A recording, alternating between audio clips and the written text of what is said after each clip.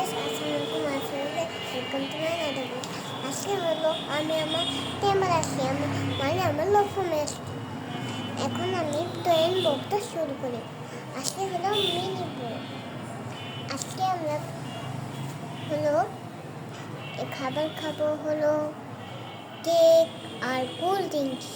আর কি খেতে চাও? আর হলো আমরা কেক খাবো, আর হলো আমরা স্ট্রবেরি খাবো, আর আমরা হলো ওয়াটারমেলন, আর হলো গ্রিন গ্রেপ।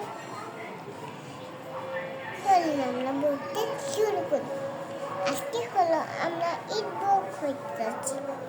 আজকে দেখতে তবে এইটা দেদি দে দে আসবে, দে পাবে এটা। ভোগটা শুরু করি।